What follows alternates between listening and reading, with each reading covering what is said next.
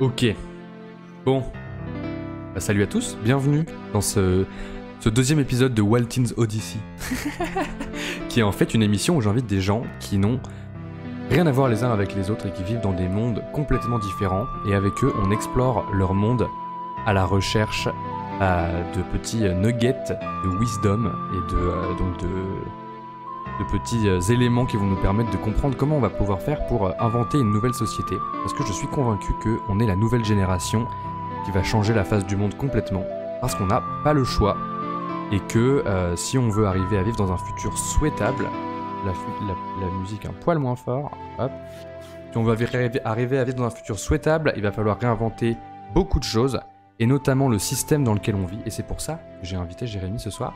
C'est parce que je pense que Jérémy, c'est quelqu'un qui maîtrise les systèmes à la perfection.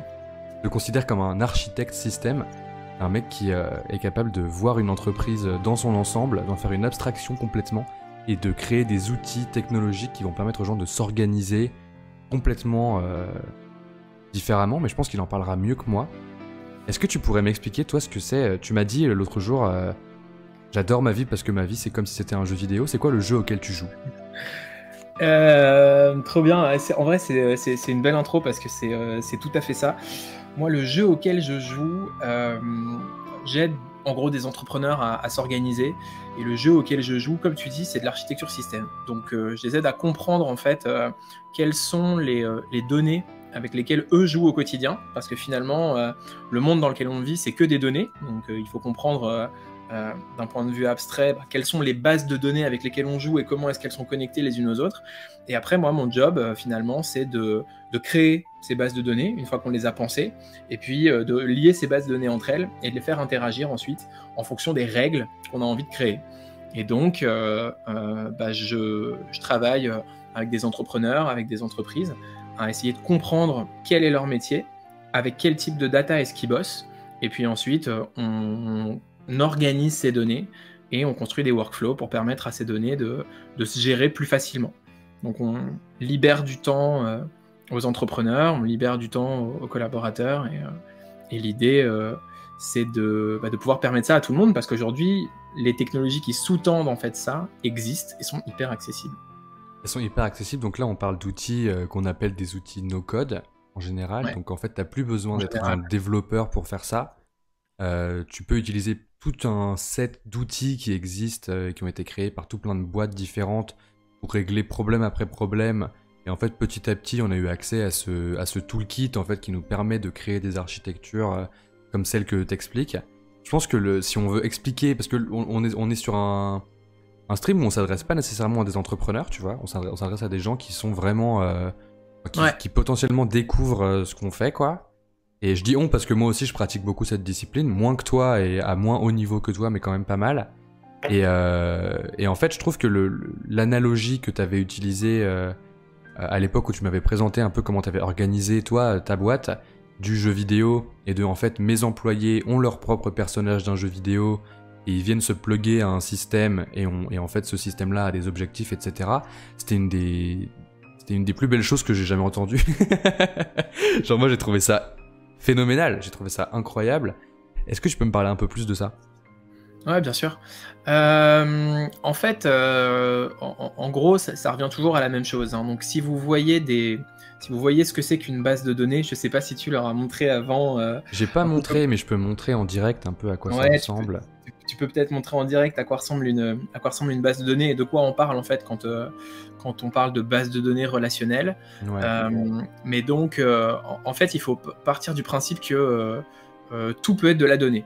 Donc, dans la vie de tous les jours, hein, même dans le quotidien, si on regarde la vie de façon générale, notre vie, on pourrait calculer notre vie sous forme de données, de jours par exemple. Si on calcule en fonction du temps, on pourrait se dire que notre vie, c'est une base de données où il y a un certain nombre de jours. Et donc, chaque ligne de notre base de données, ça va être un jour. Et donc, en fait, on va avoir, je ne sais pas combien de jours exactement est-ce qu'on vit. On vit probablement quelques milliers de jours, peut-être quelques dizaines de milliers de jours pour les plus chanceux, ou les plus vieux du moins. Et donc, on va avoir une base de données où chaque ligne, ça va être un jour. Et ensuite, les colonnes, et ben ça, c'est le plus drôle finalement, parce que les colonnes, c'est ce qu'on veut. Donc il va y avoir le jour en question. Il va y avoir, par exemple, une humeur. Et donc, on pourrait dire, bah tiens, tel jour, j'ai été heureux. On pourrait avoir, par exemple, on pourrait décider que cette catégorie-là, c'est des étoiles. Et on pourrait avoir des étoiles de 1 à 5. Et on pourrait dire, bah tel jour, j'étais heureux à 4 sur 5. Tel jour, j'étais heureux à 3 sur 5. Tel jour, j'étais heureux à 5 sur 5. Donc en fait, tu as vraiment cette abstraction. Alexandre dit 30 000 jours. 30 000 jours dans une vie. Donc toi, ce que tu dis, c'est que pour illustrer la base de données, donc là, j'ai une base de données sous les yeux que je fais sur Notion. Toufik dit j'ai une app qui fait ça, qui lui permet de mesurer la qualité de ses journées. Trop débat. Et donc en fait, juste pour qu'on puisse faire le point rapidement, je montre une base de données. En fait, c'est ce que tu trouves, ça ressemble à un tableau Excel, en fait, globalement, mais qui a une structure un peu particulière, qui est faite donc en colonne et en ligne, où tu vas dire, bah voilà, là ici j'ai mon objet voilà, il va porter un nom, donc ça je vais l'appeler jour 1, je vais pouvoir lui mettre des tags, je vais pouvoir lui rajouter une date, je vais pouvoir lui rajouter, du coup, comment je peux faire? Genre, je vais mettre une checkbox, et cette checkbox, je vais dire, c'était bonne journée. Et donc, en fait, j'ai cette structure qui va avoir ces quatre boîtes, en fait, et dans ces 4 boîtes, je vais pouvoir créer plein d'objets, c'est un moule, en fait. Une base de données, c'est comme un moule, où on va dire, bah voilà, je veux un objet qui va contenir ce type d'informations, et chaque nouvel objet que je vais créer, je vais devoir remplir ces types d'informations-là par rapport à ce que j'avais créé à la base comme moule, quoi. Et donc là, ici, je vais pouvoir créer jour 1, ici, je vais pouvoir créer jour 2, et en fait, à partir de là, on va pouvoir connecter ces différents types d'objets les uns aux autres pour créer des architectures hyper complexes qui font communiquer ces objets numériques les uns avec les autres, quoi. Et donc ça, c'est une discipline qui est quand même sacrément puissante, ouais. Et donc, pour en revenir à ce qu'on disait par rapport à l'organisation d'une boîte, par exemple, à partir du moment où tu commences à jouer avec ça et où tu te rends compte que toute la donnée, bah, finalement, tu peux faire ce que tu veux. Parce que dans une boîte, tu peux avoir une base de données avec tes employés, une base de données avec tes projets, une base de données avec du temps passé sur des projets. Et comme toutes ces bases de données, elles sont liées entre elles, ensuite, tu peux définir des choses qui se passent, en fait, des actions au travers de ces différentes données. Et donc, tu peux dire, eh ben, une fois que j'ai passé plus qu'un certain nombre d'heures sur des projets de telle nature, eh ben, j'augmente mon niveau de X, tu vois. En fait, tout n'est que des interactions entre les données. Et donc, tu peux faire ça pour des entreprises, tu peux faire ça dans ta vie privée aussi, tu peux faire ça pour tout ce que tu veux. Et donc, moi, mon jeu, comme tu dis, c'est de tout catégoriser comme des données, en fait. Moi, ce qui m'amuse, c'est quand on me donne l'opportunité de prendre un système et de le transformer finalement en quelque chose de prendre un système qui est concret, hein, et de le transformer en une base de données. Et de se dire, bah tiens, si on doit tout structurer, à quoi est-ce que ça ressemble, tu vois? Et il y a des modes finalement de structuration, et souvent en fait c'est pas ce qu'on pense, tu vois. Créer des bases de données qui sont bien organisées, une belle architecture de data, et ben ça ressemble pas à ce que la plupart des gens feraient si on leur donnait, comme tu disais, un tableau Excel.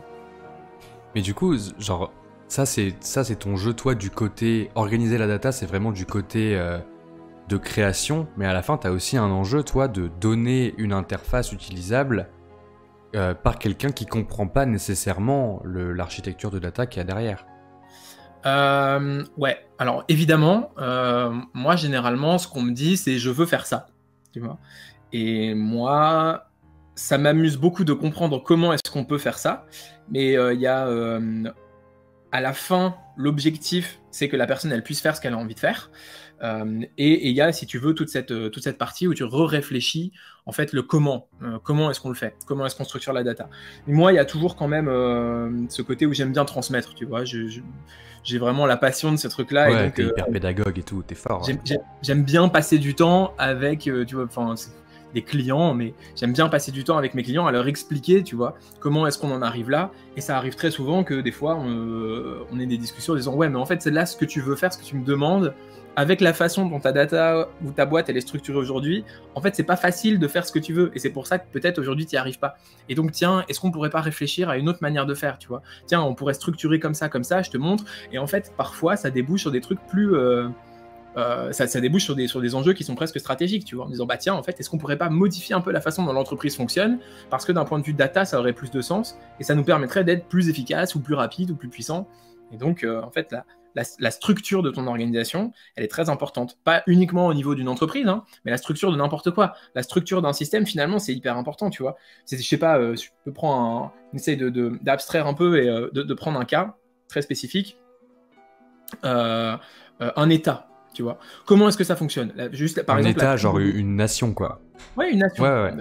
Comment est-ce que ça fonctionne? Bah, si tu prends la France, qui est par exemple un État très centralisé, est-ce que ça coûte pas plus cher? Est-ce que c'est pas plus compliqué d'essayer de gérer un très grand territoire d'un point centralisé que de décentraliser, tu vois, l'information et de réfléchir à comment est-ce qu'on fait la prise de décision, par exemple, ou la gouvernance? Est-ce que ça doit pas se faire au niveau local, tu vois? Et en fait, finalement, c'est des questions d'organisation de data. Parce que, tu vois, tu prends des principes simples. Si tu veux prendre une bonne décision, tu dois être impliqué dans la décision. C'est très difficile de prendre une décision si tu n'es pas impliqué. Tu as un principe comme ça assez connu en business qui s'appelle skin in the game. Ouais. Ça veut dire que tu dois mettre ta peau en jeu pour réussir un business. Donc ça veut dire que, en gros, si tu veux prendre des bonnes décisions, par extension, il faut être impliqué. Tu vois. Mais comment tu veux prendre une bonne décision pour la région PACA si tu es à Paris toute l'année? C'est pas possible. Tu vois. Ouais. Donc toi, ça veut dire que ces infos, elles doivent venir du PACA. C'est trop cool parce que t'as jumpé directement de ton métier en fait et à faire le parallèle de ta capacité d'organiser la data à quelque chose qui est organiser des idées et organiser des humains en fait, qui était le sujet dont je voulais parler avec toi ce soir. Et ça tombe à pic, tu vois. Mais en fait, moi cette réflexion-là, je l'ai. Mais aujourd'hui, on est quand même un peu bloqué dans ce qui nous empêche on peut pas tester, quoi. On a l'impression qu'on peut pas tester. Tu vois ce que je veux dire? Genre, ce qui serait bien pour utiliser cette théorie-là, de dire, en fait, ce serait mieux que ce soit décentralisé, etc., ce serait d'être en mesure de tester sur des échantillons de population et de dire, on va voir comment faire sur telle région et tout. Et ça ne relève que de la politique. Et en fait, c'est compliqué encore aujourd'hui En France, ouais. En France, ouais. En France, je pense que c'est un peu compliqué. Mais y a en des Chine, cas c'est plus simple, mais bon. c'est pas le même délire, non, quoi, tu vois. Plus près en Suisse. Je me suis pas intéressé exactement au système, j'en connais pas tous les tenants et les aboutissants, mais je sais que eux sont un peu organisés comme ça, tu vois. Ils ont vraiment plus de référendums citoyens, ils ont une culture de la prise de décision qui est beaucoup plus centralisée et ils dépensent moins d'argent dans la gestion. Ils ont une gestion qui est plus efficace, ils ont des citoyens qui sont plus heureux, qui sont plus responsables, et il y a plein de problèmes de la société qui disparaissent au final avec ce type de gouvernance, tu vois. Mais après, c'est une question de culture aussi, tu vois. Je pense que la France est un pays comme ça qui centralise très fort, avec Paris, ville lumière, où tout est rassemblé, etc. Ouais, mais ça, tu vois, c'est un truc où justement... C'est partie de la culture, quoi, je pense, un peu. Ouais, je pense que ça fait certainement partie de la culture, ou en tout cas, ça en est devenu faire partie de la culture, mais la culture, ça se modifie grandement, tu vois, surtout...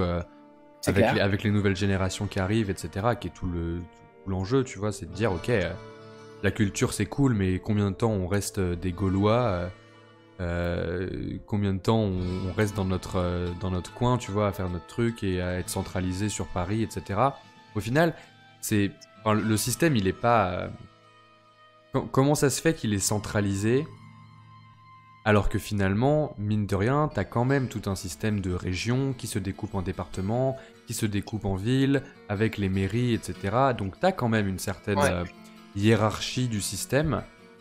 Mais c'est pas la même en fait, parce que là, ce dont tu parles, c'est l'administration des citoyens. Ouais.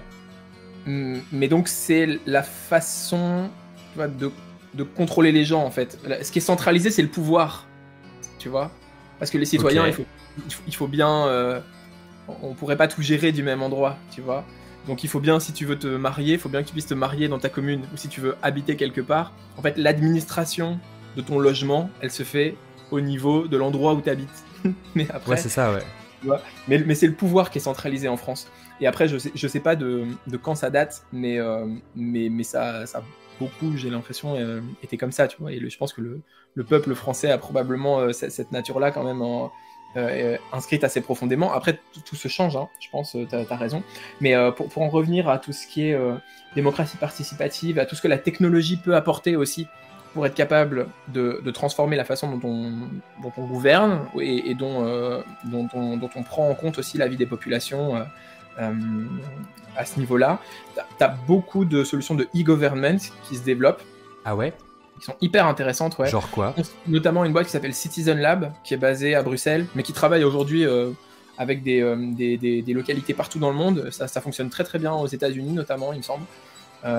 Et en fait, Citizen Lab, c'est une boîte qui développe des logiciels à destination des collectivités, donc à destination des administrations municipales ou à destination des collectivités de façon générale, et qui va permettre en fait de poser des questions aux citoyens.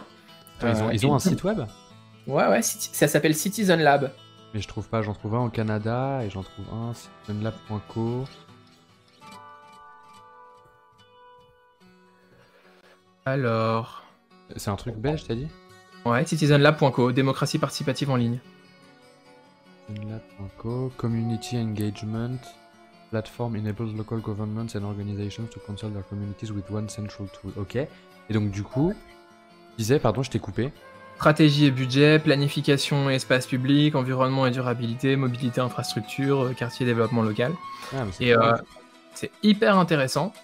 Et donc, là, ils ont vraiment, enfin, tu vois, ils développent des solutions participatives pour aider à demander en fait l'avis de la population pour prendre des décisions qui sont plus éclairées, avec des enquêtes, des sondages. Tu peux faire de l'idéation, tu peux faire des budgets participatifs. Et en fait, tout ça est rendu possible par la technologie et c'est hyper intéressant.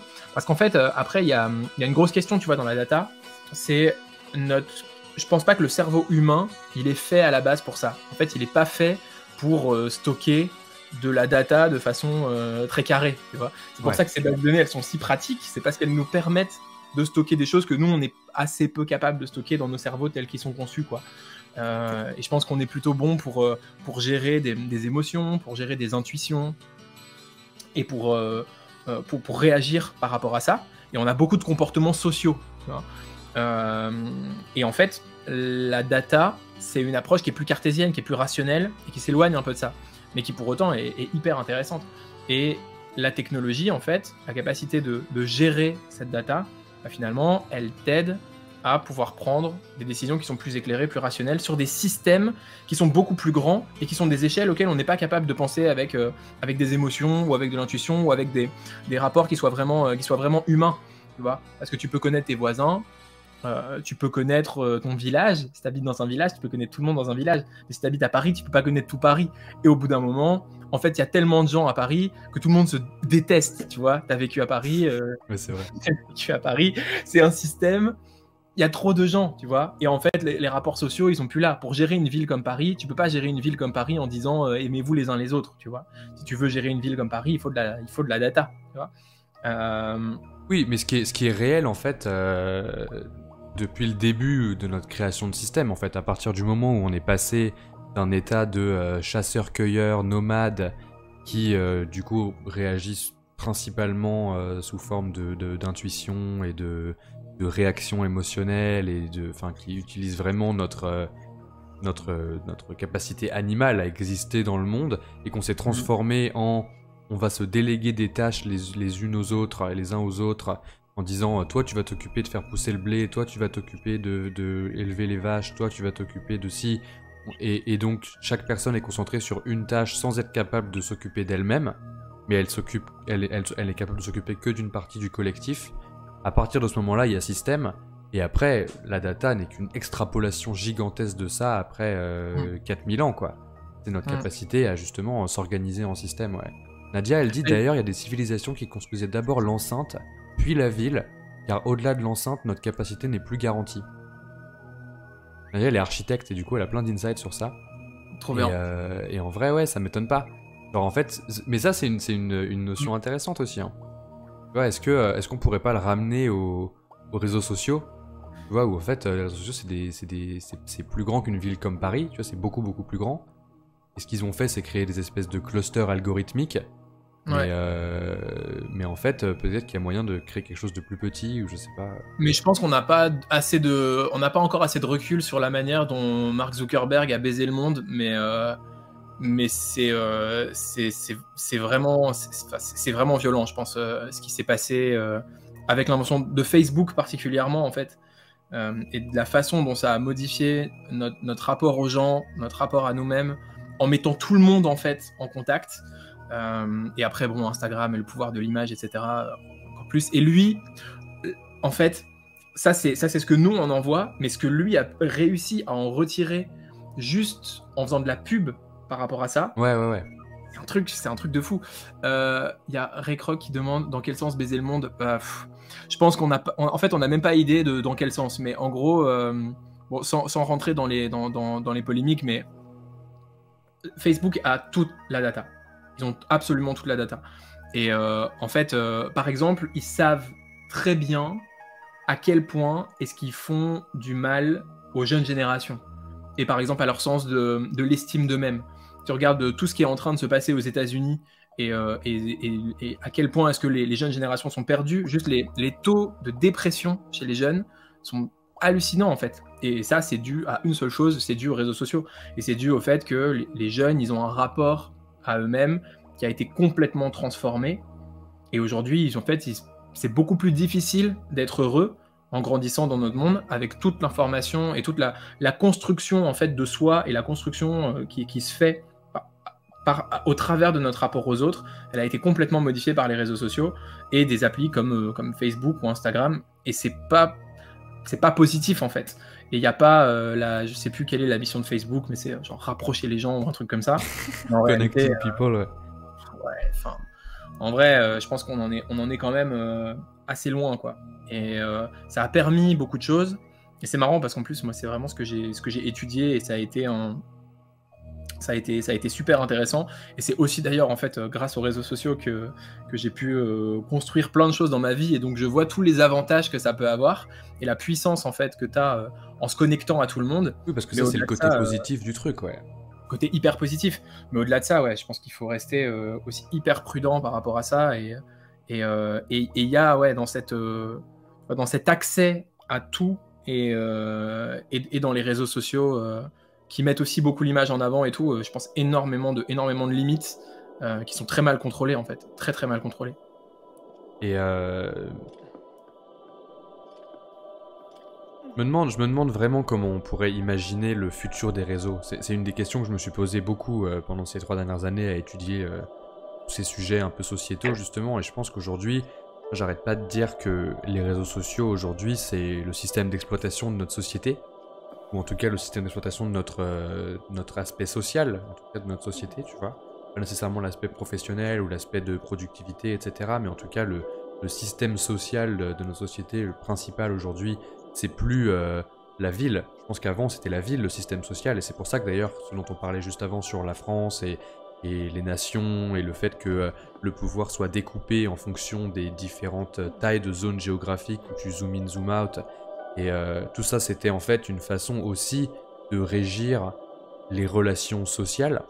Et aujourd'hui, le système que Zuckerberg et les autres, hein, parce qu'aujourd'hui, t'as TikTok, c'est la Chine, c'est pire encore, je pense, tu vois. Genre, en fait, ils ont réussi à apposer des colonnes vertébrales sociales sur des communautés gigantesques et à dire maintenant, vous allez vous comporter comme ça. En fait, je pense que ce qui est hyper dangereux, c'est qu'on n'a pas la maîtrise de ce qui se passe en réalité. Et pour moi, c'est là que tu vois des gens comme Zuckerberg, ou après TikTok, je t'avoue, je me suis pas intéressé, je trouve ça tellement dangereux que je reste en fait à distance. Ah ouais, carrément, ouais. Toi, t'es t'es en refus complet. De TikTok, ouais. En fait, j'ai un attrait très fort pour la technique et pour la profondeur, et j'en vois pas, en fait, tu vois. J'en vois pas. Pour moi, c'est pas un réseau social, en fait. À partir du moment où ce qu'on te montre, c'est même pas les gens que tu suis, c'est juste des trucs qu'éventuellement tu pourrais liker parce que l'algorithme a capté que tu avais passé du temps sur telle vidéo et commenté telle autre. Je pense que là, moi, j'ai pas besoin de divertissement, en fait. Si j'ai besoin de divertissement, je vais faire un tour, je pars en voyage, je fais quelque chose. Mais j'ai pas besoin d'allumer mon téléphone pour avoir du divertissement, tu vois. À la limite, ce que je recherche, c'est de l'information ou de la connexion avec mon réseau, tu vois. Donc, je vais passer du temps sur Twitter. J'adore Twitter, Ok. où je suis abonné à, en ce moment, principalement de l'IA. Ça m'éclate de suivre les développements. Et donc, je suis quelques personnes en particulier, tu vois. Je suis des ingénieurs chez OpenAI, je suis Yann Lequin, je suis des ingénieurs chez Notion. Et voilà, je suis dans de l'information. Et donc ça, j'aime bien. J'ai pas Insta. Je suis moins sur LinkedIn. Je trouve qu'il y a un truc en ce moment... ouais, je sais pas. Je suis un peu moins dessus. J'ai des phases aussi, tu vois. Ouais. Je suis un peu moins sur LinkedIn. LinkedIn, j'aime bien quand je publie. En ce moment, je publie pas, donc j'y suis pas. Donc quand je Ouais, publie, j'y suis. d'accord, ouais. Ouais, t'as plus Euh, ce rapport créateur que ouais, consommateur sur LinkedIn, ouais, c'est et ça. qui J'ai de plus toute un rapport façon créateur. est vite logique parce que on s'emmerde sur LinkedIn, globalement. Ouais, quand même, hein, Les gens ouais. sont chiants à crever et ils disent que de la merde, tu vois, genre globalement c'est un peu relou. Et mais par contre en tant que créateur, ça fait des opportunités business intéressantes. C'est ça. C'est ça. Mais là, tu vois, justement, j'en parlais avant que t'arrives. Là, aujourd'hui, j'ai fait un post où j'ai commencé à me sentir un peu plus comme un créateur que comme une espèce de business fisher, tu vois, où je suis en mode je Mhm. vous balance des posts et j'espère que vous allez devenir mes prospects, tu vois.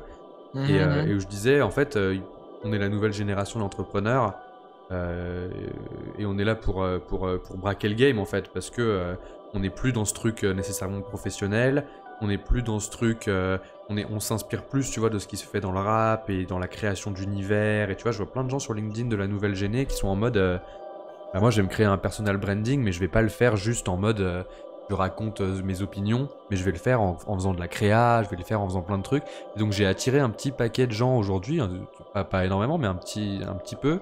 J'ai trouvé trop cool, quoi. J'ai trouvé des gens qui ont 20 piges, tu vois, ou 22, 25, et qui sont vraiment en train de faire des trucs qui ont rien à voir. J'ai l'impression qu'il y a un vrai changement qui est en train d'opérer aussi à ce niveau-là. Et j'ai Ouais. aussi l'impression il y a peut-être un peu moins d'appétence pour faire des énormes startups et lever des fonds et tous ces trucs-là, tu vois. Il y a une espèce de tendance de fond qui est en train de faire ça. Je pense que ces gens-là, en fait, ils sont switchés dans le Web 3 parce qu'ils ont vu les opportunités. Et après, t'as tous les gens qui sont plus en mode lifestyle et tout, qui sont un peu plus sur les côtés LinkedIn et tout. Et je trouve que c'est intéressant quand même de voir ce qui s'y passe parce que Mhm. ça te permet de prendre la température en fait de où en est le monde, quoi. Ouais, c'est clair. Et je pense qu'en effet, les réseaux te permettent de comprendre comment est-ce que les choses se passent, tu vois, et comment est-ce que les gens réagissent. Mais je crois aussi qu'il faut bien se rendre compte du rôle que jouent les algorithmes dans tout ça. Ouais. Et tu vois, encore une fois, je pense qu'il est très décrié par certaines personnes, mais moi, j'admire quand même beaucoup ce qu'il fait. Tu vois, le fait là de Twitter de rendre son algorithme open source, Ah ouais, ouais, ouais. c'est Incroyable. trop bien, tu vois, c'est trop bien. Jamais Facebook ferait ça. Enfin, c'est impensable en fait, Ouais, parce c'est vrai, c'est qu'aujourd'hui, vrai. c'est leur, enfin, cet algorithme, ou TikTok, tu vois. Parce qu'en fait, il y a tellement de pubs, c'est tellement leur objectif de pouvoir vendre plus de pubs. Et à mon avis, il est tellement tourné autour de ça, l'algo, que ce serait juste scandaleux en fait de le publier et de se rendre compte de ce qui se passe derrière, tu vois. Ouais, très certainement, très Ça certainement. permettra à d'autres plateformes aussi d'émerger. Bon, après, j'ai pas envie de virer dans le complotisme, tu vois. Mais, euh, mais, mais je pense pas fondamentalement que ces entreprises, elles soient là pour faire le bien, tu vois. Et au contraire, je trouve que ce qui est en train de se passer sur Twitter est hyper intéressant. Et on est dans quelque chose de plus informatif. Mais tu vois, on voit des créateurs aussi, on les voit parce qu'il y a l'algo, tu vois. On voit pas forcément les posts qui sont les meilleurs, on voit pas les posts spécialement qui ont le plus de sens. On voit des posts parce que l'algorithme il est construit d'une certaine façon qui fait qu'on voit ces posts-là. On les voit parce que c'est des gens connus qui les publient ou parce que ça parle d'un sujet qui est poussé en ce moment. Ou parce que y a eu, ça attire beaucoup d'intérêt ou parce que c'est controversé, tu vois. Et en fait, je pense qu'il y a une vraie question derrière ça, une vraie responsabilité de la part des éditeurs et de la part des big tech qui développent en fait ces algorithmes et qui gèrent ces communautés. Et je pense que tu vois, là, ça c'est un truc sur lequel les États sont en retard. Je pense qu'ils devraient tous être open source en fait, les algos.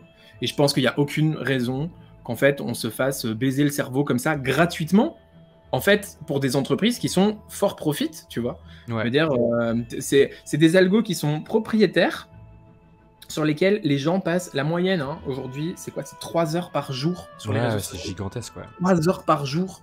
Mais en fait, à quel moment? Enfin, je veux dire, on paye des impôts pour le temps qu'on travaille. On travaille 8 heures par jour.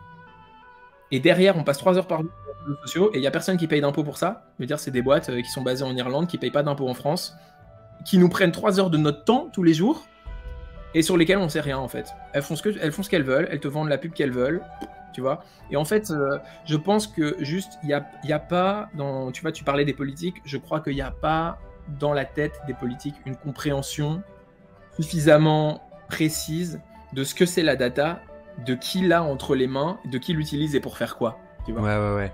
Je pense qu'ils sont des années-lumière en fait.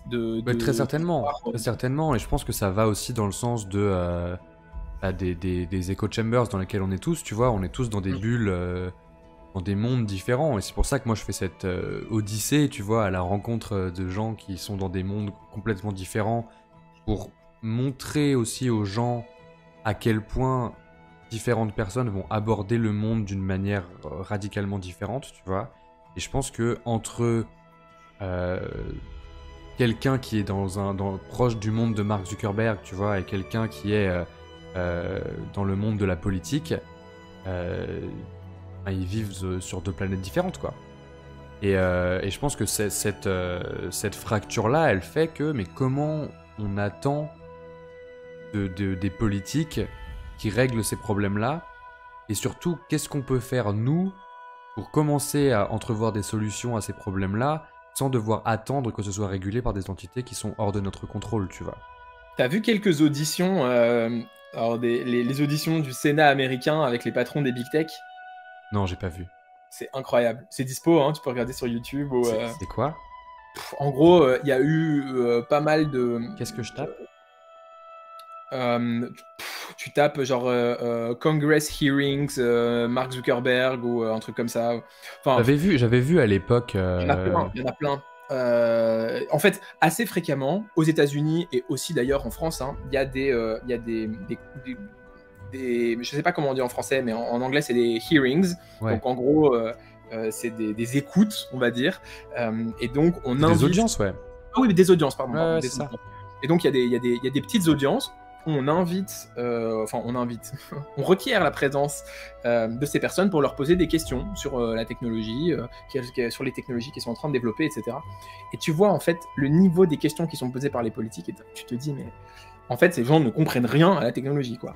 Ouais. Et en fait, quand tu vois la place que prend la technologie aujourd'hui dans notre vie, et en effet, la mesure qu'en ont les politiques, tu te dis, oui, il y a peut-être un problème quelque part. Mais je pense qu'après, voilà, c'est des ajustements. Il y a Nadia qui demande, est-ce que les problèmes veulent vraiment être réglés par les politiques, ouais. Vraiment être réglés par les politiques. En fait, après, c'est intéressant de voir juste, tu vois, d'un point de vue purement organisationnel, comment est-ce que notre monde fonctionne, qui fait les lois, sur quoi est-ce qu'on légifère, qui les fait respecter, etc.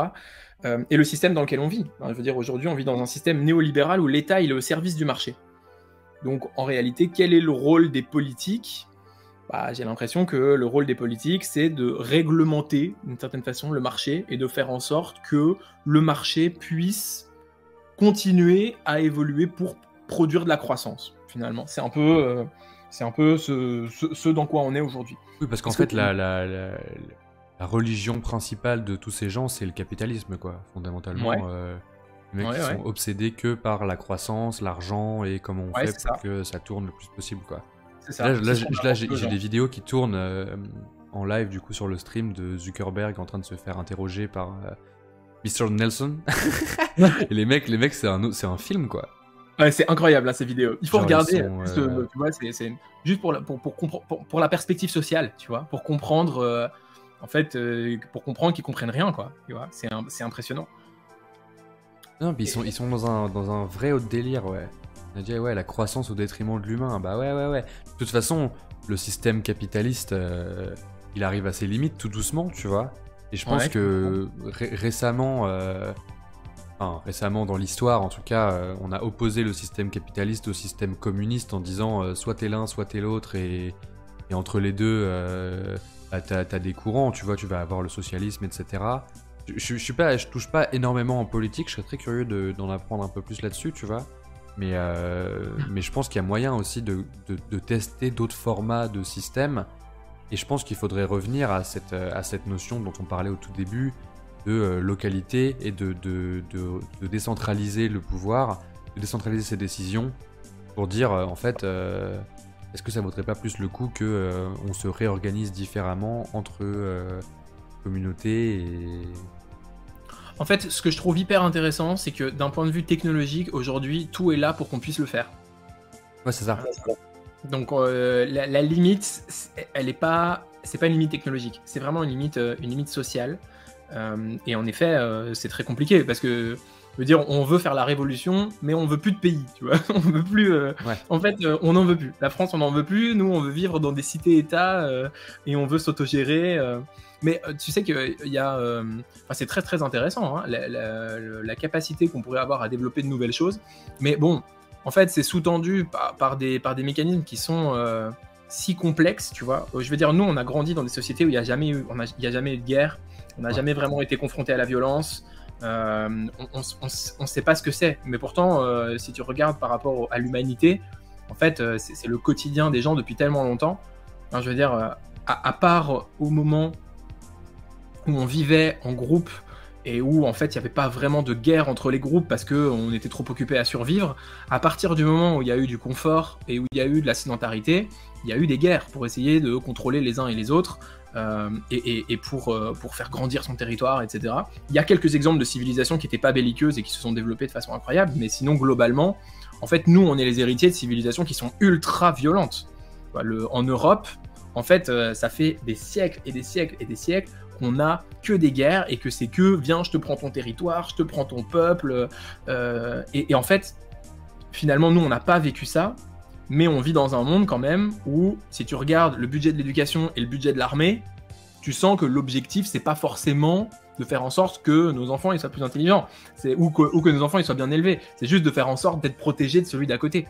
Et quand tu vois l'OTAN, quand tu vois le nombre de bombes atomiques qu'il y a aux États-Unis ou en Russie, etc., tu te dis, en fait, tu vois, la décentralisation, la barrière à la décentralisation aujourd'hui et la barrière à créer des systèmes qui sont plus sains et qui nous permettent de vivre mieux, mais c'est l'État en tant que tel, tu vois. Enfin, c'est même pas l'État, c'est le système existant, ouais. C'est ce système, tu vois. Et ça, bon, moi, enfin, tu vois, j'ai pas, je sais pas si on peut y faire quelque chose. Je pense que peut-être qu'on y fera quelque chose avec le temps qui passe, mais là, aujourd'hui, à l'instant T, tu peux développer des modèles. Mais en fait, la technologie, elle existe déjà, et les modèles, ils sont pas compliqués à développer, tu vois. Alors, je veux dire, en plus, ce qui est génial, c'est que si tu prends la loi du marché, c'est peut-être le marché qui fera ça de lui-même. Peut-être qu'à un moment, le marché, il dira, mais en fait, nous, on en a marre des bombes atomiques, donc on va les enlever, tu vois. Et en fait, c'est nous qui allons enlever les États. Parce que, en fait, les assurances, la retraite, et tout ce qui concerne le peuple étant maintenant géré par des entreprises, les États n'ont plus lieu d'être, tu vois. Et tu arrives dans une espèce de nouvel ordre mondial où en fait tu peux démanteler les armées, etc. Parce que tu as réussi à faire en sorte que le marché prenne la place des États. Mais ça veut dire quoi? Horrible. Ça a l'air horrible. T'imagines, mec, si le marché prend la place des États? Parce qu'il y a quand même des fonctions aux États qui sont hyper utiles. De moins en moins. Mais non, mais en vrai, on dit ça, nous, de notre point de vue, parce que... Et je te rejoins, hein. Je pense qu'on le voit, nous, de notre point de vue d'entrepreneur, un peu indépendant... où on a... je te jure, de moins en moins, hein, de moins en moins, parce que regarde, demain, quel est le rôle des États, finalement, aujourd'hui? C'est quoi? Le principal rôle, c'est de légiférer, okay? C'est de développer un cadre de loi qui fasse... Ouais, ils écrivent le code source de la société, quoi. Voilà, ok. Mais en fait, de moins en moins, hein. De moins en moins, et les gens n'ont pas l'air très contents. Sont plus des hommes d'État. Il y a de plus en plus de ministres qui sortent d'HEC, et de moins en moins de l'ENA en France. Tu vois, de plus en plus, tout ça, ça appartient au marché. Et si tu prends Macron aujourd'hui, Macron, c'est un mec qui faisait de la FUSAC. Il a jamais été élu à quoi que ce soit, à part président. C'est pas un homme d'État. C'est quoi de la FUSAC? Ah oui, de la fusion-acquisition, ouais, d'accord. Ouais, M&A. Ouais. Ouais, c'est vrai que petit à petit, en fait, ce qui était censé être un service au peuple s'est transformé en service au marché. Ouais. Au marché. Et le néolibéralisme, c'est l'État au service du marché. L'État, il est pas au service du peuple aujourd'hui. Ouais, mais donc du coup, c'est ça, le fameux système dont on parle. Le marché, c'est la thune. Ouais, bah le marché, c'est l'offre et la demande. Donc en fait, c'est c'est les relations C'est le capital. d'offres, de demande et de capital et de flux. Donc, est-ce qu'il y a des gens qui veulent vendre un truc parce qu'il y a des gens qui veulent l'acheter? Quand il y a quelqu'un qui achète, bah, tu as une transaction, donc tu as un flux d'argent. Et l'argent, c'est la notion la plus abstraite qui existe dans la société humaine, parce que c'est des nombres qui représentent une valeur qui te permet de créer des flux. Ça ne veut rien dire à la base, mais ça veut dire quand tout le monde se met d'accord, quoi. Avant, oui, parce que quand il y avait une quantité d'or, tu pouvais dire, ben moi, je suis riche parce que j'ai du pétrole dans mon jardin, on va dire, tu vois, ou je suis riche parce que j'ai de l'or dans mon coffre. Et tu échanges une pièce d'or, tu vois. Mais depuis qu'on a inventé les lettres de crédit, et depuis qu'on a dit de l'argent, c'est du papier, et que tu peux dire, j'ai 10 d'or dans mon coffre, mais je vais écrire pour 100 de lettres de crédit avec mes 10 d'or dans mon coffre, parce que je sais qu'on viendra jamais me les demander, en fait, la machine, elle s'est emballée. Et donc, on a créé de l'argent, mais qui n'existe pas. Donc, en fait, aujourd'hui, l'argent, il est fictif. Aujourd'hui, on est sur un système où il y a des gens qui sont riches, mais ils sont riches de rien. Et puis maintenant, tu as tout un système parallèle avec les cryptos, où tu as une économie entière qui n'est plus corrélée à ces états-là, et qui commence à peser, qui va petit à petit peser aussi lourd que ces états-là, tu vois.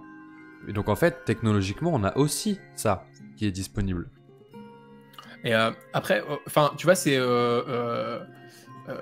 on disait le marché peut remplacer les États. Après, tu vois, il y a plusieurs. Je pense qu'il y a plusieurs éléments. L'élément qui nous empêche, je pense, de faire ce qu'on voudrait, tu vois, de pouvoir réduire, de pouvoir décentraliser et tout. Clairement, c'est les États dans notre approche au militaire, à l'armée, à la guerre, etc. Ouais. Parce que le problème, c'est des conflits finalement. C'est qu'aujourd'hui, les États, ils sont garants de la souveraineté du peuple. Et donc, la souveraineté du peuple, bon, il y a ta souveraineté en tant qu'individu, mais globalement, ta souveraineté du peuple, c'est surtout ne pas se faire envahir par le peuple d'à côté et vice-versa, quoi. Et donc, ça, c'est quelque chose aujourd'hui, je pense, sur lequel on n'a pas forcément la main. Et quand tu vois ce qui est en train de se passer en Ukraine, tu te dis, bah, finalement, on est quand même peut-être pas si loin de retrouver, tu vois, du conflit armé ou de la guerre.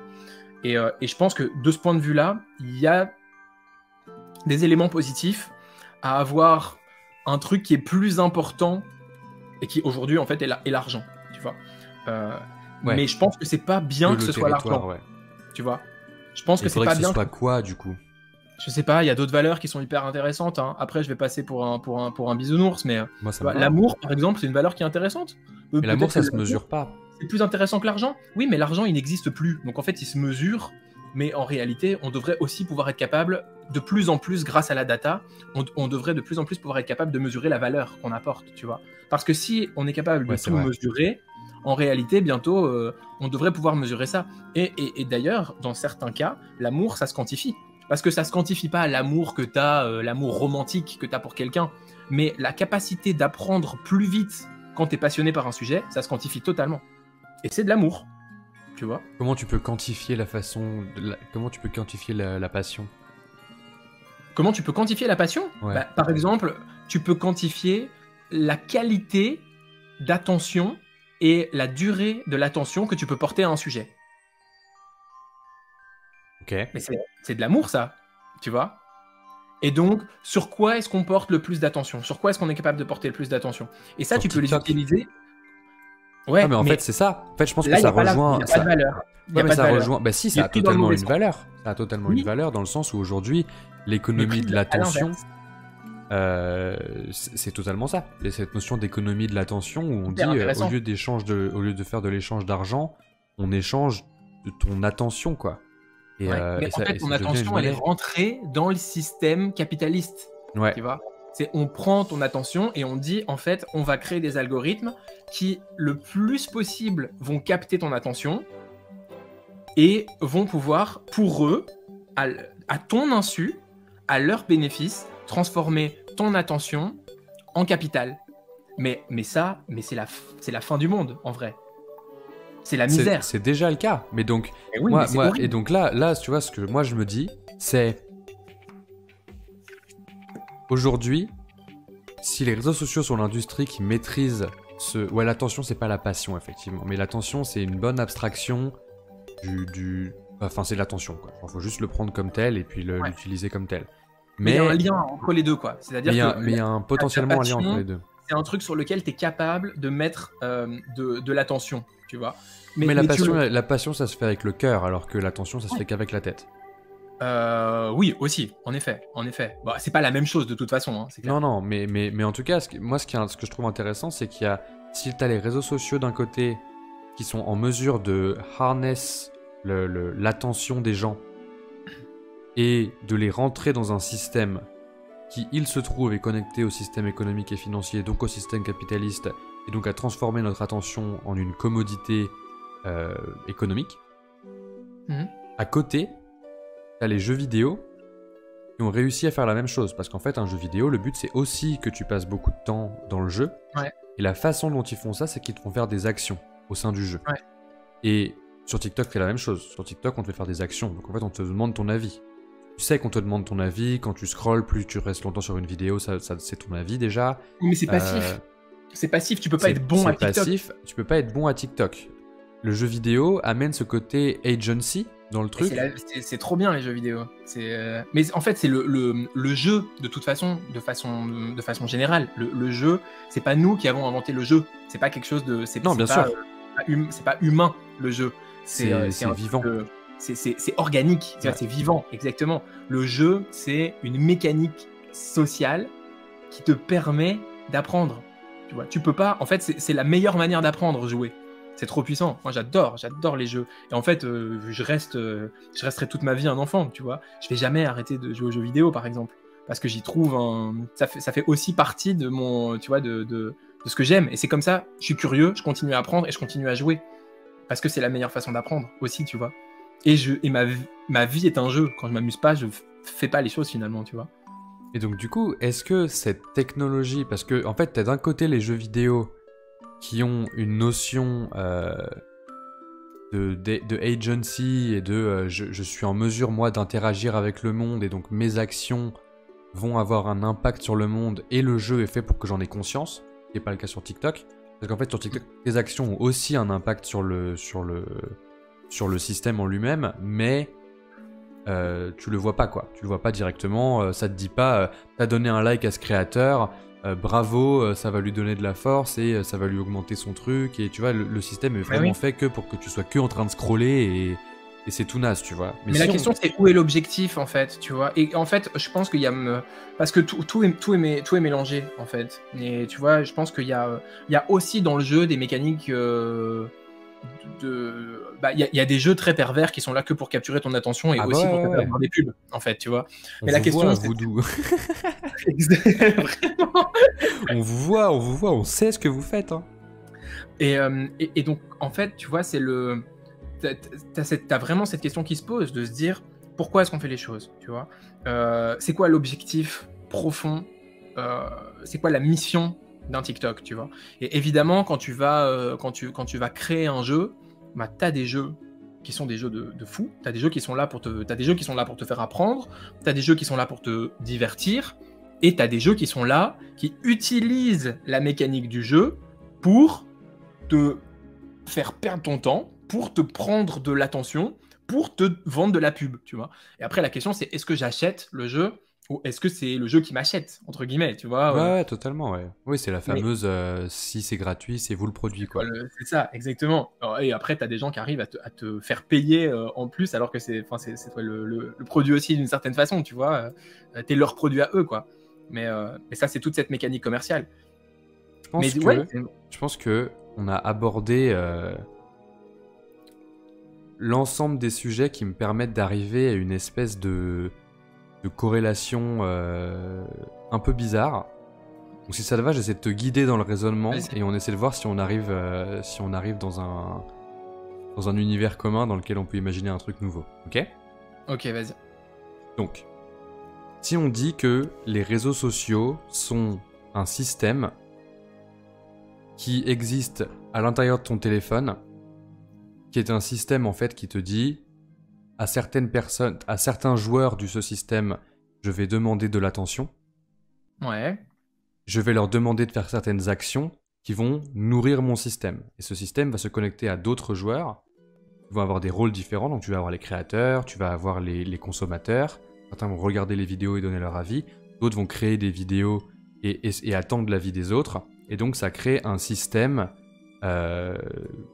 complètement autonome qui a un objectif qui est contrôlé par la plateforme TikTok, qui est il faut aspirer un maximum d'attention des gens et le transformer en cash. Ok.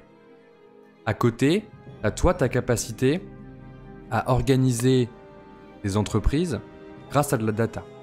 Donc un des premiers trucs que tu as dit dans cette conversation, c'est tout est de la data, je peux très bien prendre une journée et ensuite venir mesurer la qualité de cette journée et rentrer tout ça en data, donc tout transformer. Donc tu as cette capacité en fait à prendre des actions de la vie réelle et à trouver des mécanismes et des modèles de données, des structures de données qui viennent refléter les actions de la vie réelle pour essayer d'être le plus en adéquation avec ce qui s'est réellement passé afin de pouvoir les manipuler dans des systèmes qui nous dépassent.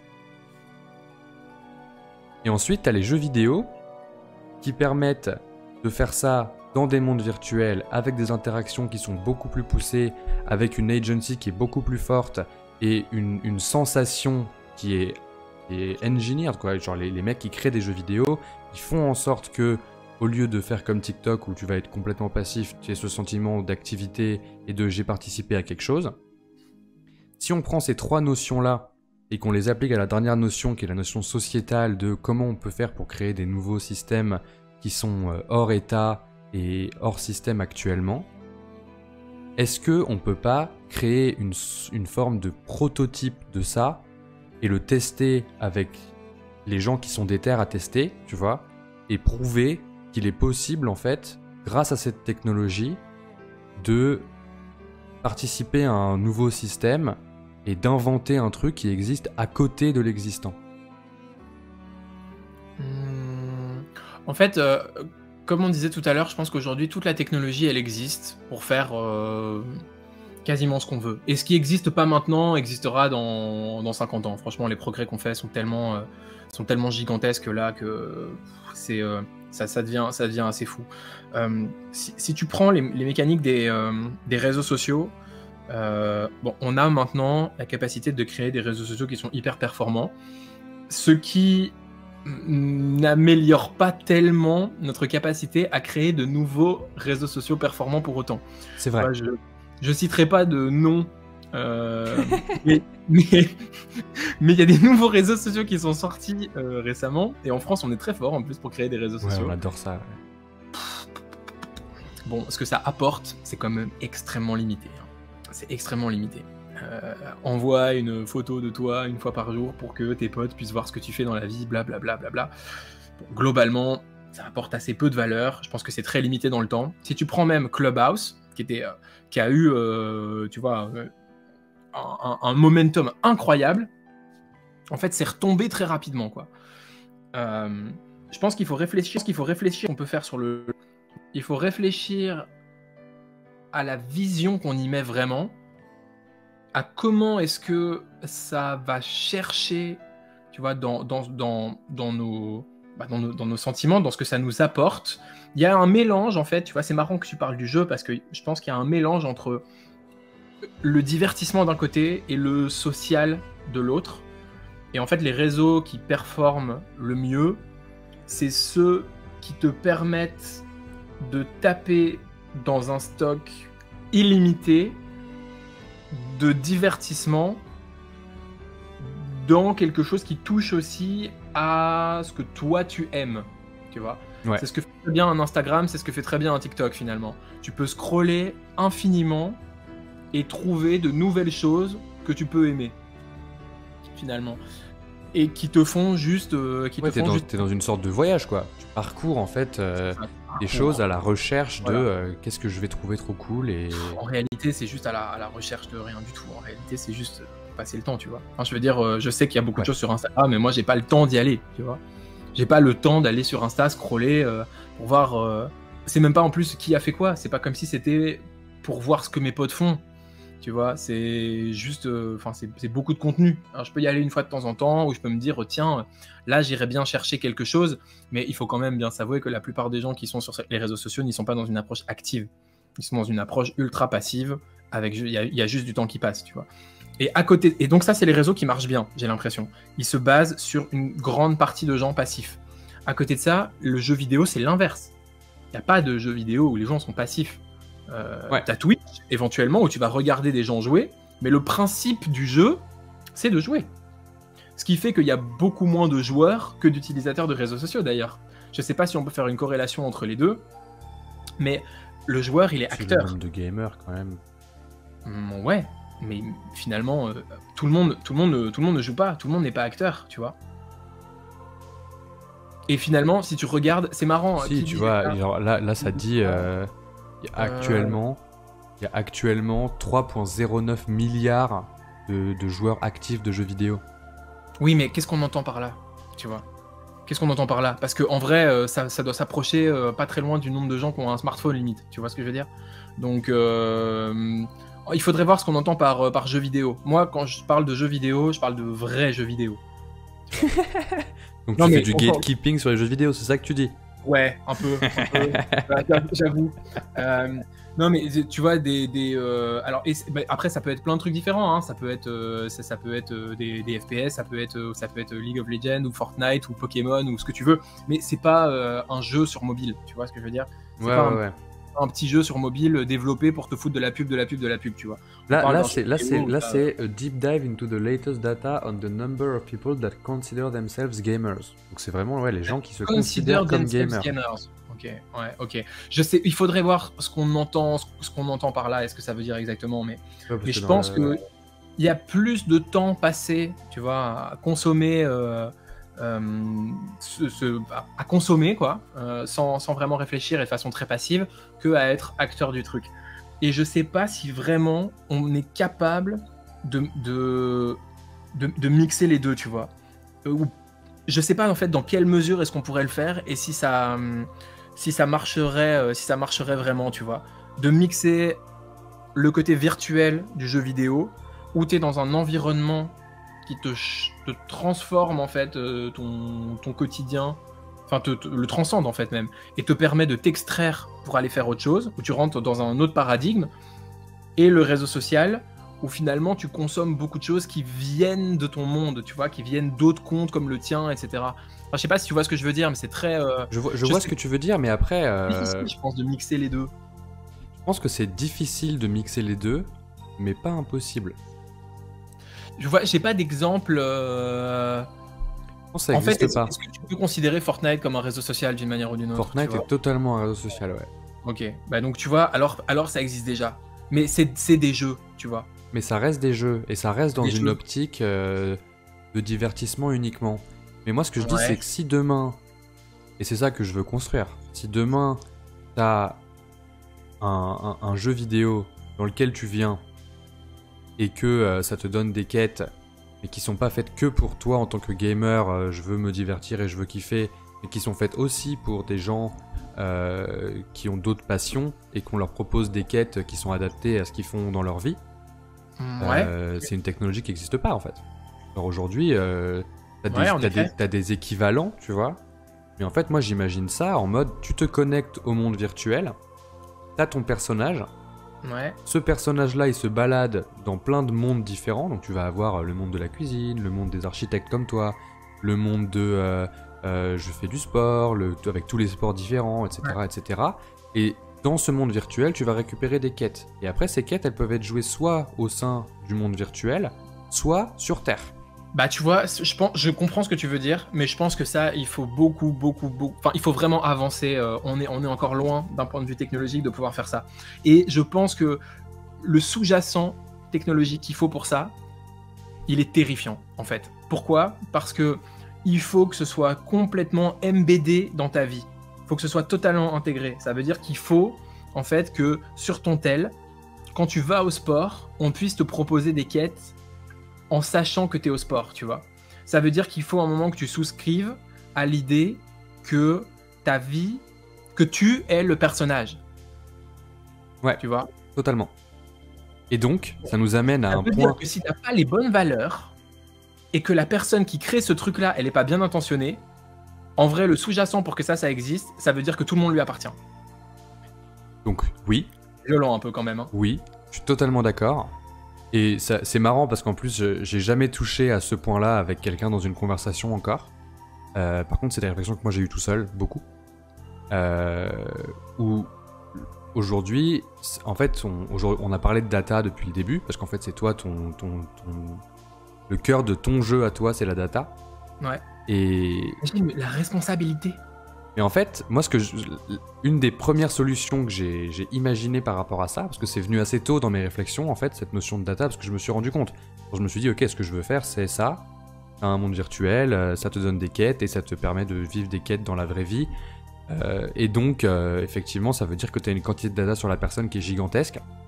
Et d'ailleurs, j'en parle dans une des vidéos que j'ai faites sur YouTube, où je parle de ce problème de data, et où je dis, mais en fait, le truc, c'est que c'est déjà le cas, d'une certaine manière, parce que entre Google Timeline, je vais montrer en même temps, mais Google Timeline, moi je trouve que c'est déjà terrifiant, tu vois, Google Maps Timelines là. En gros, Google, il stocke, si t'as pas désactivé le truc par défaut, donc je pense que c'est à 95% des utilisateurs de Google Maps qui ont ça, il stocke partout où t'étais avec la géologue de ton téléphone, quoi. Donc là, jour par jour, heure par heure, ils sont capables de me dire, et donc là, t'as pris la voiture pendant 3,3 km, et pendant 10 minutes, t'as été de Rua machin à Sao Jorge des Arroyos, et les adresses, elles sont correctes, et machin, et c'est le bordel, tu vois. Non, je crois que je connaissais pas ce truc. Donc en fait, Google possède toute la data sur ta position à tout moment, et il te la donne, hein, il te dit, tiens, en plus c'est dispo. Moi, il m'envoie un mail en mode toutes les semaines, votre update de timeline de Google Maps, tu vois. Tu peux désactiver si tu veux, mais en tout cas, c'est collecté. Ensuite, t'as Facebook. Facebook, ils sont capables de collecter énormément de trucs parce qu'en plus d'être présents sur Facebook, ils ont réussi à créer les pixels et donc ils sont partout, donc ils savent où tu navigues sur Internet.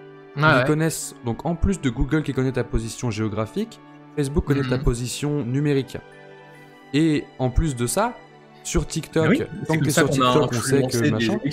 Donc en fait, cette responsabilité, elle est déjà prise par les méchants, quoi. Oui, sauf qu'elle n'est pas assumée, tu vois. Elle est pas en fait, assumée. Je crois que c'est la grosse différence parce que aujourd'hui, Facebook ne se et c'est terrible parce que oui, en effet, je suis d'accord avec toi. Cette responsabilité, enfin cette capacité, elle existe et de façon peut-être un peu moins omniprésente que ce que toi tu décris. En fait, elle est déjà utilisée à notre insu. Je dirais pas contre nous, mais en tout cas sur nous. C'est-à-dire qu'aujourd'hui, Facebook sait comment tu votes, enfin TikTok, je pense c'est le pire, parce qu'en réalité c'est tellement violent les datas qu'ils ont par rapport au type de vidéo que tu regardes, au type de contenu, à ce qui est analysé. Et aujourd'hui, grâce à l'IA, aux analyses de sentiments que peuvent donner les vidéos aux commentaires et tout, on peut dire finalement ce que t'aimes, ton orientation sexuelle par exemple, tes goûts, tout ça c'est très facile. Tu fais 1 heure par jour pendant 1 mois. En fait, je pense que c'est très flippant parce que c'est beaucoup moins. Je pense qu'en réalité peut-être ça se trouve 3 ou 4 heures ça leur suffit pour dresser un profil psychologique hyper précis de quelqu'un. Mais en fait ils sont capables de le faire aujourd'hui. Ça on peut le faire. Dresser un profil psychologique, on peut le faire 100%. Je pense que là on reste dans du passif. On reste dans je fais quelque chose, tu as des informations sur moi. Ce que toi tu dis avec le jeu, c'est j'ai cette information-là, l'information du réseau social, et je prends la responsabilité de te proposer de faire quelque chose en fonction de ce truc-là. Et je pense que là, il y a un pas à franchir qui est, en fait, tu perds le contrôle de ta vie. Parce que tu dis, ok, je pense que vu les 4 derniers jours que tu as passés, j'ai vu que tu étais allé dans telle boîte, que tu n'avais pas dormi beaucoup, que tu avais, je sais pas si tu as par exemple une Apple Watch ou si tu as une Oura Ring ou un truc comme ça, ton rythme cardiaque il est un peu élevé quand tu fais des efforts, etc. Ce serait vraiment bien que tu ailles au sport. Tiens, je t'ai préparé un programme, nanana. Mais attends, franchement, on va vers ça, dans la capacité technologique, de ce Ouais. qu'on peut faire, dans l'agrégation des données. Si on agrège tout aujourd'hui, on est capable de faire ça. Il suffit juste de porter l'Apple Watch et la bague. Moi, ce que On je y dis... arrive. Mais donc, attends. Est-ce qu'on veut ça, tu vois? Moi, ce que je dis, c'est donc, en fait, toute cette réflexion que tu viens d'énoncer, et qui pour moi est extrêmement pertinente, elle ne découle que d'un prémisse, qui est, je vais prendre, en tant que honneur des données, la position de te suggérer des choses par rapport à ce que je sais de toi. Dans cette Ouais. prémisse, il y a 2 éléments importants. Le premier élément, c'est qu'il y a un honneur des données, qui n'est pas nécessairement vrai. Et le deuxième élément, c'est que je prends cette position de te dire quoi faire. Mhm. Et pour moi, faut faire ni l'un ni l'autre. Donc c'est tout Ok. le contraire de ce qu'on fait actuellement. Il n'y a pas d'honneur des données. Il n'y a pas d'honneur des données, donc c'est toi qui owns tes données. Qui finance alors? Tu payes ce truc très cher. Ben non, en fait, étant donné que tu hostes une économie parallèle, en fait, tu fais tourner un truc qui est décentralisé, quoi. Ouais, mais le truc, c'est que... Enfin, tu vois, moi, je m'intéresse depuis quelques années au travers des boîtes que j'ai montées, et puis d'expériences, d'investissement, de levée de fonds, etc., mais à la finance d'entreprise. À comment est-ce que les entreprises sont financées, fonctionnent et construisent un modèle économique qui leur permet de grandir et de perdurer. Franchement, aujourd'hui, on finance des boîtes qui font des revenus. C'est la méthode de financement. Ces revenus, tu as différentes manières de l'obtenir. Tu as une boîte comme Facebook, tu fais de la pub, c'est une manière d'obtenir des revenus. Tu es une boîte comme Blizzard, tu développes des jeux que les gens achètent, c'est une manière d'obtenir des revenus. Les deux fonctionnent très très bien. Hein. Facebook et Blizzard sont deux boîtes qui marchent très très bien et qui, dont les actionnaires sont très contents. Tu ne peux pas aujourd'hui... Tu peux pas faire un business model, c'est pas de la gratuité là dont on parle, tu vois.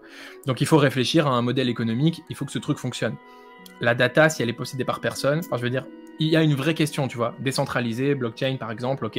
Bon, je connais pas assez la blockchain pour dire si c'est pertinent ou pas, mais par qui est-ce que c'est possédé? Je pense qu'en effet c'est quand même une vraie question, faut voir.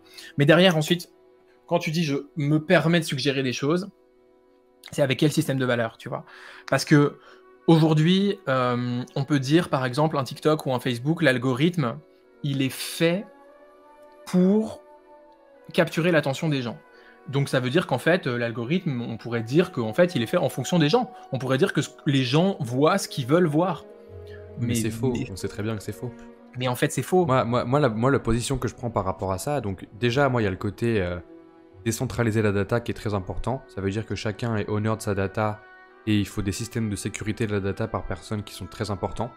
Ouais. Pour éviter d'avoir des breaches en fait individuels, quoi. Mais donc ta data, elle doit venir de partout, quoi. Ça veut dire que toi, tu viens et tu te connectes à Google, tu te connectes à Apple, tu te connectes à Facebook et tu dis permets-moi d'accéder à tous tes services pour te connaître, en gros. Non, tu dis salut, je me connecte à Google, je me connecte à Facebook, je me connecte à tous les services parce que je suis le honneur de la data, parce que c'est moi l'utilisateur. Ok, donc ça veut dire que toi, Enfin, il y a un postulat de départ qui est que on est les honneurs de nos données. Ouais. En fait, Okay. pour moi, c'est ce que je considère comme notre alter ego numérique. Notre alter ego numérique, il est à nous. Il devrait pas être à Facebook et à Google et à machin. Là, ça, pour le coup, tu vois, je pense que c'est une idée politique extrêmement intéressante. Parce que ce que tu dis là, c'est politique. Ouais, totalement. En réalité, ça, c'est quelque chose où c'est un programme présidentiel, tu vois. Demain, tu dis, voilà, moi, franchement, les gars, j'en ai rien à foutre de l'âge de la retraite. J'en ai rien à foutre de quoi que ce soit. Il y a un truc qui est important, c'est qu'au niveau mondial, on arrive à avoir une souveraineté numérique individuelle.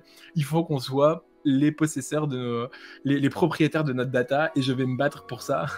Et on va oublier tout le reste, on va tout mettre en stand-by et on va passer 4 ans ou 5 ans à réfléchir que à ce sujet, quoi. Mais Vas-y, c'est trop bien, ça c'est parfait. Donc ça veut dire que une des premières cellules à mettre en place pour faire en sorte de arriver à cette vision-là, qui pour moi est la vision la plus logique de la chose, c'est d'avoir plein de gens qui réfléchissent à ce sujet-là. Donc ça peut déjà être, enfin tu vois, moi c'est ça que je veux faire. Hein. La chaîne Twitch, elle sert à ça. La chaîne Twitch, elle est, les amis, je pense que on peut arriver à des réflexions qui nous amènent à quelque chose de vraiment bien, si on s'y met tous ensemble. et que on fait pas une Elon Musk, tu vois, en mode moi je sais et vous savez pas, mais qu'on va demander aux gens qui sont hyper experts. Moi j'y connais que dalle, tu vois. Genre moi je suis pas là en train de te dire oh mais moi j'ai la solution. Je suis en train de te dire j'y ai réfléchi beaucoup et je pense qu'il y a des pistes qu'on n'explore pas encore. Et si on les explorait avec des milliers de personnes, on pourrait en sortir des conclusions qui sont hyper intéressantes. Donc il y a cette notion-là de data, de l'alter ego numérique, qui est effectivement cette souveraineté numérique. Et ensuite, l'autre aspect de ce dont on parle depuis tout à l'heure, qui pour moi est important, c'est l'exploration à l'inverse de la recommandation. La recommandation algorithmique, c'est partir du principe que je sais mieux que toi que ce que tu veux, donc je vais te le donner. C'est masqué par cette idée de en fait on te donne que ce que tu veux et tu sais pas ce que tu veux, tu vois, genre globalement c'est ça qu'on te dit quoi.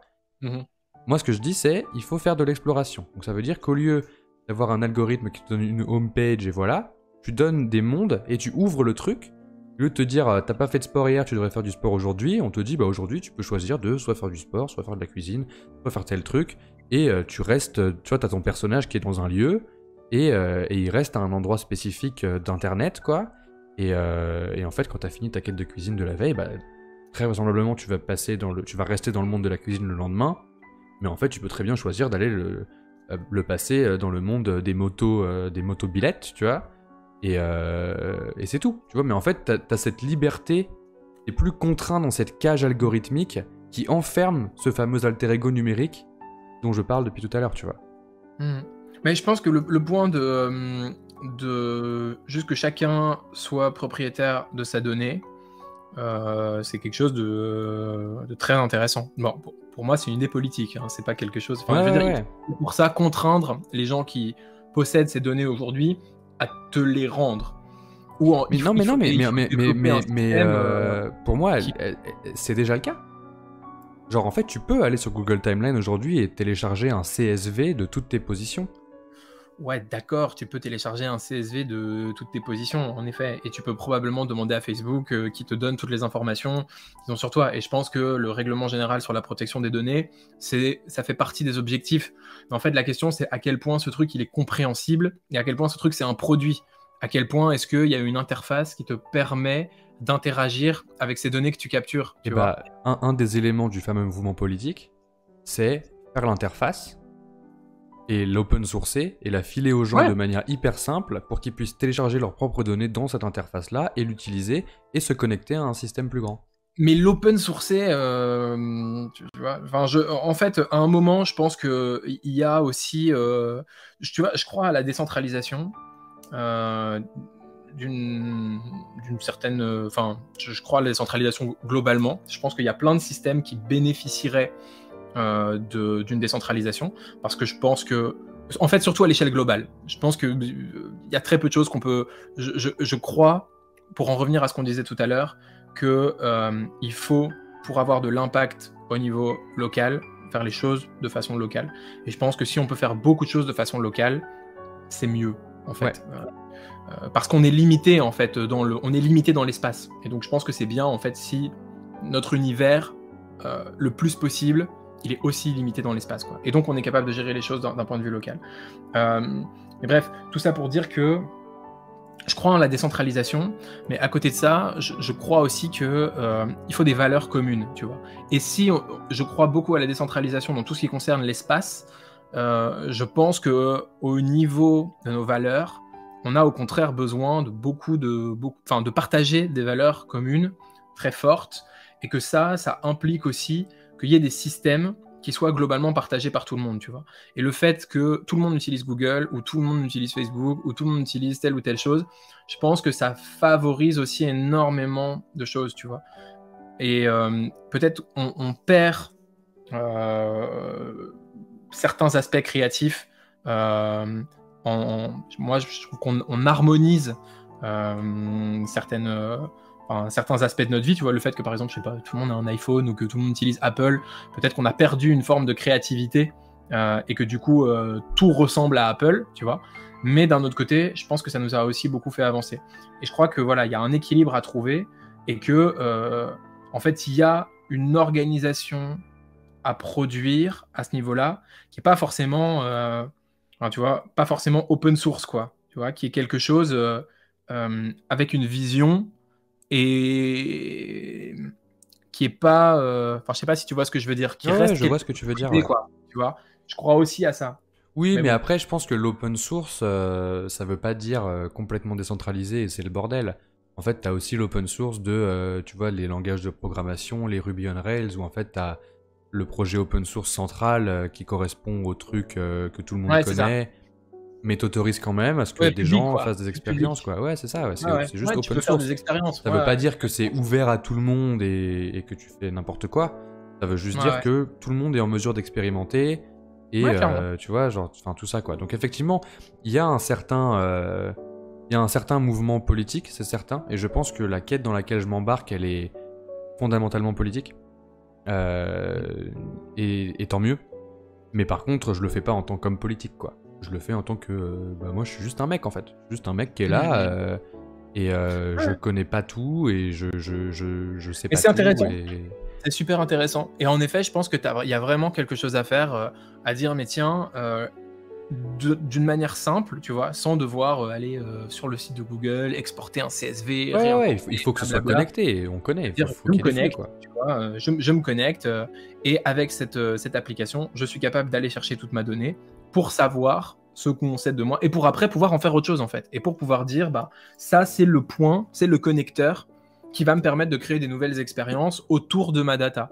Mais avec une gestion des risques, Ouais, enfin, il faut passer du temps à bien réfléchir aux implications, quoi. Parce que exactement. c'est Et je pense que c'est pour ça que je commence par. De toute façon, un j'ai pas les pour moi, moyens une de grande faire la responsabilité. technologie. J'ai pas les moyens de faire la technologie actuellement. Mm. Donc je veux commencer par la réflexion. Et c'est pour ça que j'en parle. Parce que là, j'ai fait la réflexion beaucoup tout seul. Et j'ai écrit énormément de choses. Et j'ai documenté énormément de choses en vivant cette aventure. Qui était aussi une occasion pour moi de m'explorer moi. Mais là, ce que je veux en lançant cette chaîne, c'est, les amis, il faut qu'on réfléchisse à ces sujets-là. Entre autres, parce que je pense que là, on déterre celui-là avec toi.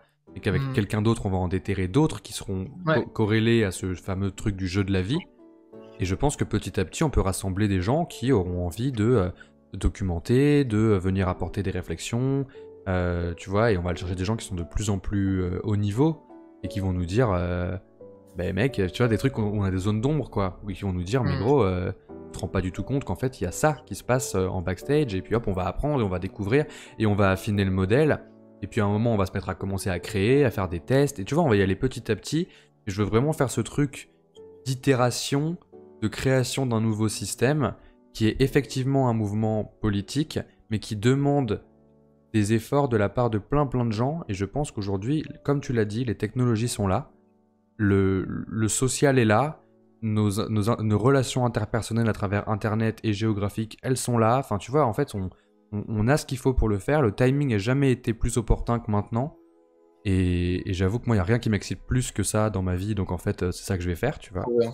Et donc voilà, mais donc je pense que c'était trop cool en tout cas de discuter de tout ça avec toi. Carrément. Je pense qu'il faut qu'on close parce qu'il est, ça fait 2h30 presque que le stream tourne. Et en vrai, moi je peux faire ça à l'infini, mais je sais que toi aussi. Mais déjà, je pense qu'il y a beaucoup de matière à digérer et les gens qui vont regarder le replay de cette vidéo, bravo d'être arrivé jusqu'au bout. Et les gens qui auront filtré le truc et qui auront bien suivi tout ce qu'on a dit jusqu'à maintenant, c'est des gens avec qui je veux parler. Absolument. Je veux vous parler, les amis. Je veux qu'on discute de tout ça. Et si vraiment vous êtes intéressé et que vous pensez que vous avez un input à faire, n'hésitez pas à m'écrire peu importe où. J'ai pas encore de boîte mail publique, mais je vais faire ça bientôt. Mais ouais, il faut qu'on discute de ça. Et il va falloir que... Il paraît qu'on est en train de créer une sorte de mouvement sociétal, pour pas dire politique, donc on va y aller. Merci Jérémy, ça fait trop plaisir. Et avec grand plaisir. C'était trop cool. bien. Je me suis régalé. Nadia dit merci, c'était très intéressant. Bah merci à toi de nous avoir suivis jusqu'au bout. Je suis toujours content que tu sois là à chaque session de stream, ça me fait trop plaisir. Merci Jérémy, je te souhaite une super soirée. Et puis à tout le monde aussi. À toi aussi. Puis voilà. Et à très vite. Bah ouais, hein. À très vite. On aura l'occasion de refaire ça de toute façon. Allez, Yes. bisous tout le monde. À plus.